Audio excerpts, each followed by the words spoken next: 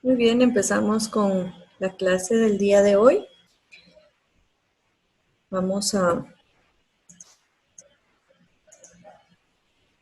iniciar y hoy vamos a ver los recursos naturales y su sustentabilidad. Este es casi que repaso de lo que estuvimos viendo un poquito en el primer bimestre. Vamos a repasar rapidito el día de hoy y vamos a ver la clasificación de los recursos naturales. Se agrupan, dice, en razón del tiempo que tarda la naturaleza en crearlos. La clasificación tradicional nos dice que se clasifican en renovables, no renovables e inagotables. Pero esta clasificación ahora se considera, dice, que estos recursos en la actualidad no pueden ser divididos así, por diversos factores que han alterado su recuperación. Entre ellos están los plaguicidas, los monocultivos, las técnicas inadecuadas, por ejemplo, para el uso del suelo. Entonces se decía que el suelo era renovable, pero últimamente con ciertas situaciones por ejemplo, en el Amazonas, que vemos ahí la imagen, se han empezado a utilizar y a talar árboles y a talar la selva del Amazonas para realizar monocultivos y también actividades ganaderas. Y esa tierra ya no se está recuperando como antes. Se están utilizando técnicas inadecuadas. También tenemos que hay extinción de ciertas especies de animales que también están siendo, haciendo que pues en la extinción ya no se va a renovar ninguna de las especies. El crecimiento demográfico, el desarrollo desigual en las naciones, etcétera, todo eso hace que este tipo de clasificación ya no sea como antes, en renovables, no renovables e inagotables. Entonces, ahora se considera que muchos de estos recursos están en transición, como el agua. Vamos a ver entonces que los recursos naturales ahora son divididos de esta manera. Están los recursos renovables, como la flora, la fauna y el clima. Entonces ya sabemos, desde la primaria nos han venido diciendo que la flora son todos los vegetales, todas las plantas, los árboles, las flores, todo. La fauna son todos los animales y el clima es el cambio de temperatura de región a región geográfica. Entonces nos dice aquí que los recursos naturales renovables son los que se forman en un tiempo relativamente corto en relación a la vida del hombre, ¿sí? Entonces, se renuevan en un periodo de ¿qué? 20, 50 años. Eso es un recurso renovable. Ahora, están los recursos climáticos, que se definen como el estado medio de la atmósfera en un lugar determinado. En la Tierra se dan diversos tipos de climas, cada uno con características propias relacionadas con los factores naturales. La latitud, la altitud, la distribución de tierras, las corrientes marinas, el relieve y la vegetación son parte de los recursos climáticos. Esos factores geográficos, además de definir las condiciones de la atmósfera, influyen en mayor o menor medida en la vegetación, en la flora regional, en el desarrollo de las actividades económicas, las actividades agropecuarias, forestales y pesqueras, que se hallan estrechamente ligadas al clima. Entonces, todo esto tiene que ver con la geografía económica que estamos estudiando. Ahora, los recursos edáficos. Aunque en términos productivos los recursos edáficos se asocian con los suelos aptos y no aptos para la agricultura, también son valiosos para sostener las capas vegetativas y los bosques no explotables, que fomentan la biodiversidad de la tierra. El uso del suelo varía en el espacio y en el tiempo que han provocado transformaciones aceleradas de los climas regionales y mundiales. Como el uso del suelo no está regido por criterios ecológicos, los cambios de este recurso y su posible pérdida están determinados por condiciones de carácter socioeconómico, por la demanda de mayor producción de alimentos causada por la expansión de zonas urbanas y por la necesidad de incrementar y modernizar las vías de comunicación. Entonces, lo que les decía al principio, los suelos están siendo explotados de tal manera porque hay mucho crecimiento demográfico. Por ejemplo, en donde se están construyendo cada vez más torres de edificios o más lotificaciones para construir casas, esos suelos ya no se van a poder recuperar, ni para la agricultura, no van a ser explotados para la biodiversidad, no van a generar capas vegetativas, ¿sí? Entonces todo eso se va agotando. Ahora, los recursos hídricos. El agua ya sabemos que es un recurso de suma importancia que está vinculado a la vida cotidiana y al desarrollo socioeconómico de los pueblos desde inicios de la historia. Está dividido en corrientes fluviales, lagos, mares, cascos polares, tundras, el vapor de la atmósfera. Si nos damos cuenta, los recursos hídricos no solo son del agua en su estado líquido, sino también en su estado sólido y en su estado gaseoso, porque los cascos polares y las tundras podemos encontrarlas en los polos congeladas. Y como bien sabemos, el mundo está formado por una superficie terrestre constituida por 3/4 partes de agua. Sin embargo, en esta proporción solo se consideran los océanos, las aguas dulces y las superficies de los continentes. Es decir, no se cuenta con el volumen de agua correspondiente a los mantos acuíferos, los ríos subterráneos, esto que les estoy diciendo de los cascos polares, las tundras y hasta el vapor de la atmósfera. Así resulta que este recurso es tan abundante que es posible que en la vida de nuestra generación no padezcamos un problema mundial de escasez y podamos decir que, de acuerdo con el ciclo hidrológico, el agua es un recurso permanente. No obstante, en este momento, en la coyuntura en la que nos encontramos y por la que atraviesa la sociedad moderna, obliga a cuestionar estos dos aspectos, o sea, la permanencia real del agua y que si vamos a sufrir o no nosotros y nuestros hijos y sus hijos, carencia de agua o escasez de agua. Y también vamos a ver si la disponibilidad va a ser para todos por igual, porque no en todos los lugares hay agua potable, limpia, ¿verdad? El agua se clasifica según sus formas y distribución en aguas dulces y aguas saladas.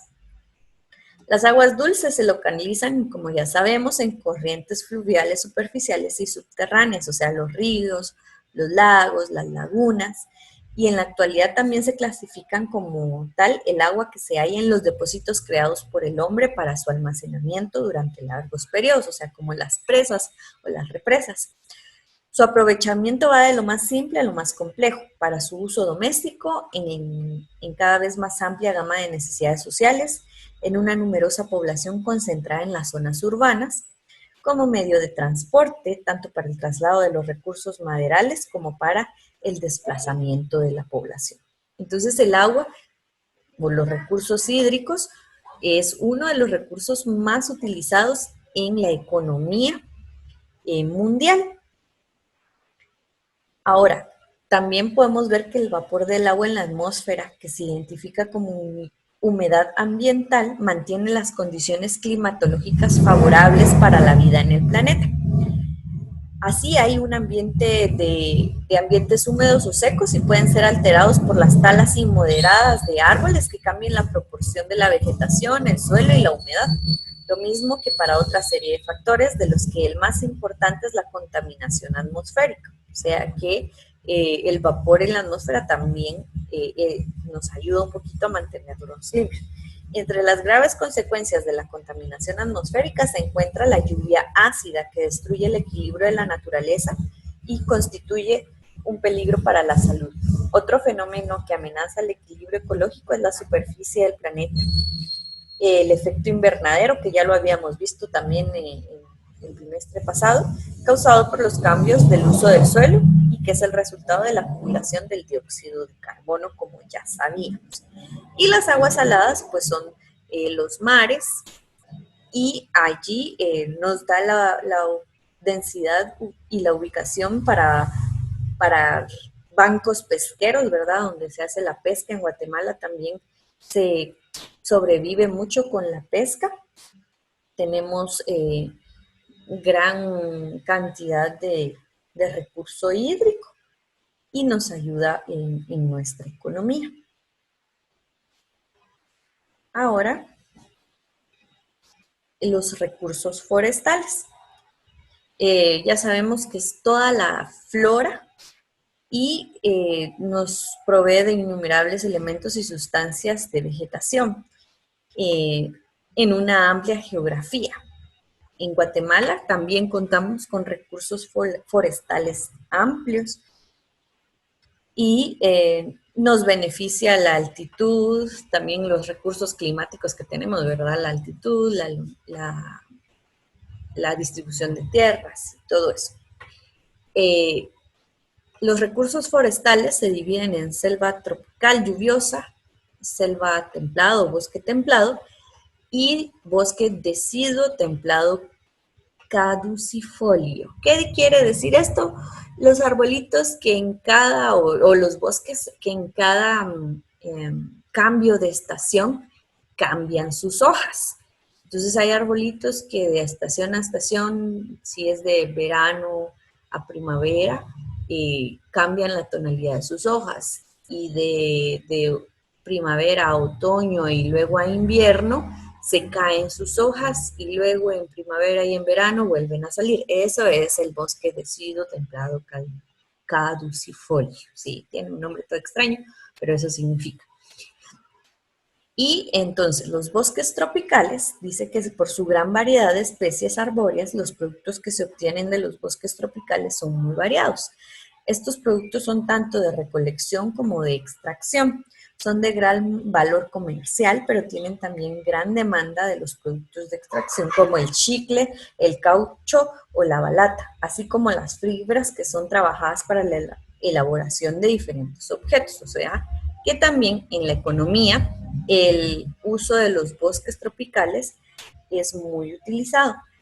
En cambio, los bosques templados no son tan importantes para la extracción como los tropicales, perdón, pero algunos productos se extraen para usos tánicos usados en la curtiduría, nos dice aquí. ¿Qué es eso? Se le extrae líquido a los árboles en los bosques templados y sirve para hacer un curtiambre. El curtiambre se utiliza mucho para los zapatos, en el cuero de los zapatos. Entonces, estas sustancias que se le saca a los árboles de los bosques templados surge y sirve para curtir el cuero de los zapatos o de las bolsas o de todo lo que utilicemos que lleve cuero o algún tipo de tela de imitación, como de cuerina y todo eso. Entonces también sirve mucho en la economía de los productos. El corcho, dice, es otro de los productos más importantes. Se usa como un aislante para los sistemas de refrigeración, en la elaboración de salvavidas para los barcos pesqueros, para tapones de botellas y para empaques de múltiples utensilios aplicados tanto en la industria como en la vida cotidiana. Seguimos con los recursos y ahora tenemos los recursos energéticos. Después de la revolución industrial, empezaron a usarse más los recursos energéticos. Permítanme un momento. Ahí está. Los recursos energéticos. Cuando se hizo necesario garantizar un suministro de energía capaz de mantener el funcionamiento de las fábricas y sostener el avance de la tecnología, el carbón mineral y la fuerza hidráulica reemplazaron a los bosques. Al término de la Segunda Guerra Mundial, el petróleo sustituyó al carbón mineral y se inició el auge de los hidrocarburos. Posteriormente se introdujo el gas natural como combustible. Entonces tenemos que los recursos energéticos son el petróleo, el carbón y el gas natural. Aunque estos recursos sí se están agotando, algunas de las naciones industrializadas empezaron por lo mismo a aumentar sus requerimientos de hidrocarburos. Y el petróleo fue objeto de múltiples disputas. Todavía en la actualidad hay muchas guerras pequeñas en donde en algunas regiones del mundo todavía hay guerras internas, como en Venezuela, en Libia, en Siria, que están en disputas por el petróleo, porque en grandes países como en Estados Unidos, en Rusia, en Francia, este recurso energético ya se está acabando y pues es caro encontrarlo y procesarlo. Vamos a ver otro tipo de recursos que de repente son más sencillos y más baratos, pero no se utilizan tanto. Ahora vamos a ver los recursos naturales permanentes e inagotables. Y entonces, como su nombre lo indica, los recursos permanentes o inagotables son aquellos que se encuentran en nuestro planeta constantemente, como la energía solar, la energía eólica, la fuerza de las aguas marinas y la geotermia. Aunque son permanentes en la naturaleza, no todas las regiones del mundo cuentan con ellos por razones de carácter geográfico.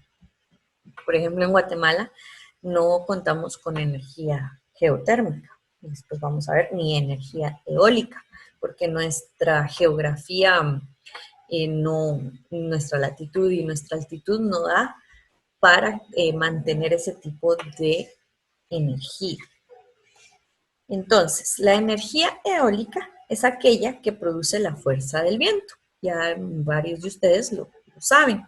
Esta energía es más abundante en regiones climáticas desérticas y subdesérticas. Pues Guatemala no tiene ese tipo de geografía.